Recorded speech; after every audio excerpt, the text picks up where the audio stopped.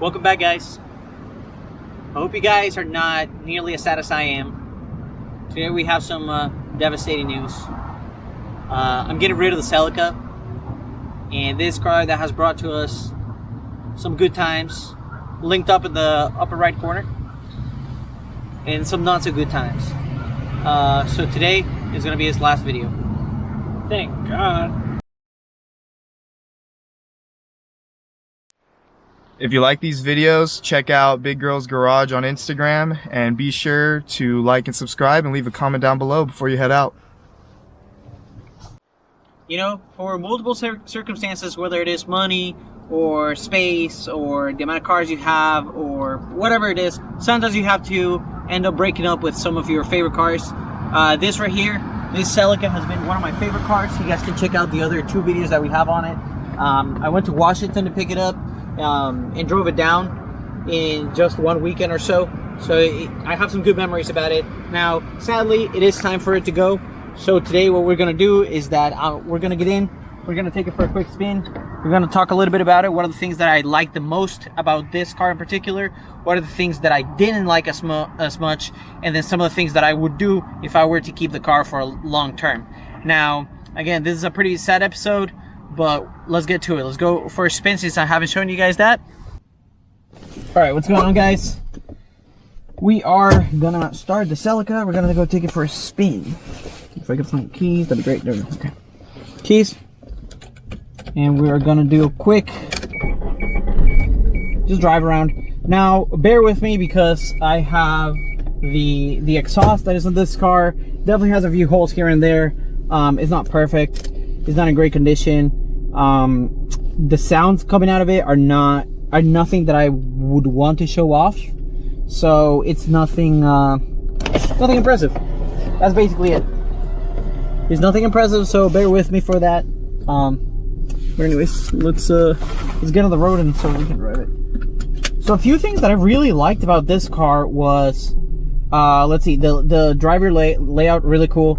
I'm grateful that this one specifically doesn't have a cracked dash, and I love the cluster. Seeing this cluster is so great because all your information is extremely easy to understand. Unlike some, you know, cars, speed and tax are big the way they should be, and then you have your minimal yet everything you need. You know, because you have your gas, battery, and then oil pressure and temperature. So it's everything you need in a quote-unquote sports car. Let's see, what else did I really like? Pop-up lights, love them. I mean, do I need to explain why? Come on, pop-up lights, love them. What else? The seats are very comfortable, but definitely would change them because obviously they're ripped. I put covers on them, and they're not fantastic. Now the way it moves, let's hear it. The engine revs properly the way it should, but the exhaust don't sound very good. It definitely moves though. It's fun to drive. You know, like for a daily driver, it's really nice. The majority of the driving that I did in this car was highway, say 65, 70 miles an hour. So, you know, very conservative driving. But for that, it was fun. However, it is also a lot more fun once you're actually on the, you know, once you're actually on back roads or something like that. It becomes a lot more fun to drive. It's a cool car. I think great on gas because it did like, let's say 20, something around like 26, 27 on the highway, which was, you know, it's just very, very solid. It's fun to drive. That range between 3,000 and 5,000 is really where your fun's at. I mean, obviously you can keep going after 5,000 and it's much better, but you don't use that a lot, you know, unless you're actually squeezing power out of your car. Now, one thing that I'm going to do is soon I'm going to get on the highway so that I can squeeze some power, and that way you guys can see it. But you know, on the regular daily driving, you're always displaying between 2,000 and 5,000, 3,000 and 5,000 being the most fun part. Let's see, armrests and all that stuff, very comfortable. The shifting is properly done in some people say fifth is a little too far. Yeah, I can see that. I can see that. But no, I think that another thing that I really liked about this car is, and I think everyone that has driven this car before agrees, is the suspension. You have 4 double wishbone suspension, completely independent suspension, so it's fantastic on the turns. It's very direct. But along with that, I will also complain that the turning radius is garbage. Moves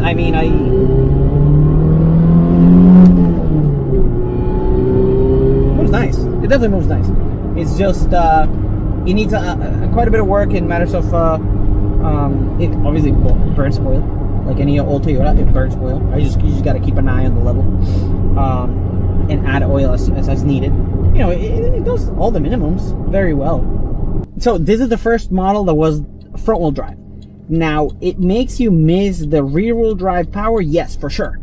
But because of how good the turning and suspension is on this car, you do miss it, yes, but not that much.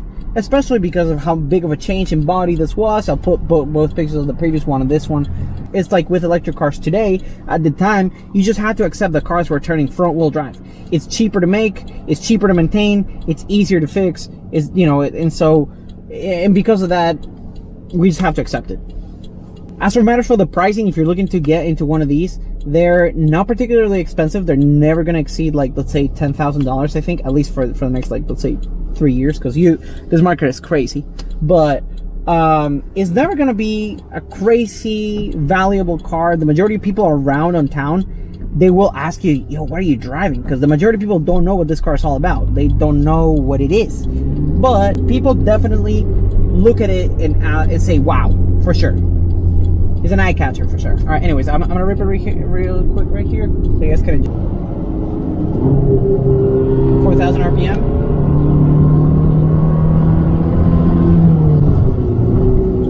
On to fourth. Yeah, very solid. I mean, the 3SG is an engine that it has a name for itself, right? I don't need to explain to you. If you know what a 3SG is, like, there's not much to say about it other than damn, it's a good engine. You know, it drives the same way as a 4AG would be, in which you have to beat it to the higher RPMs in order to get the power out of it. But once you do, it's so fantastic. It's so great to shift at those high RPMs. So anyways, like I was saying, this car is definitely an eye catcher, but it's never gonna, like, but there's not a huge cult around it in the United States, but not a lot of people will recognize it and say, hey, nice Celica or something. A lot of people will say, you know, whoa, this is a cool car. What is it?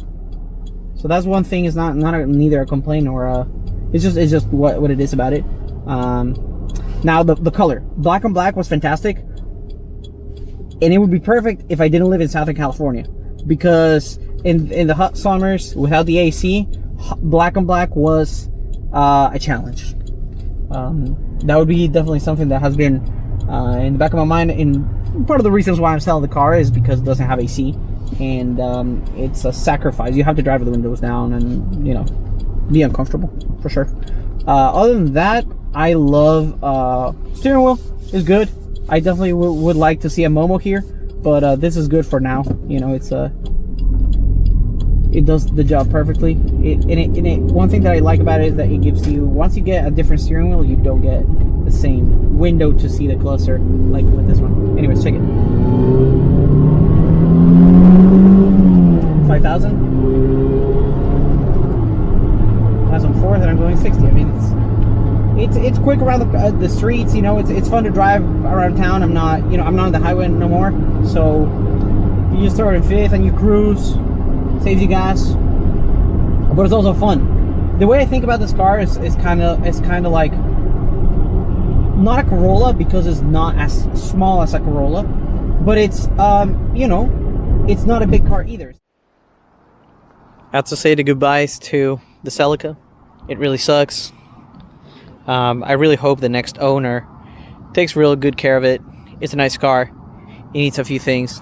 It has a lot of miles and 30 years on the car, so it's not perfect, but it's a fantastic daily driver. It's great to have. It's great to enjoy. And for those of you guys that are interested in buying one of these or have one of these, I want to thank the community. It was really awesome because it's not a super popular car, so the people that actually do have it or know about it, they'll get you into a conversation pretty fast, pretty easily. And it's always heartwarming to have a community that's so nice. You know, there's some communities for other cars that are not as nice, and I cannot say that for the Celica. Anyways, goodbye, Celica. It was a good time.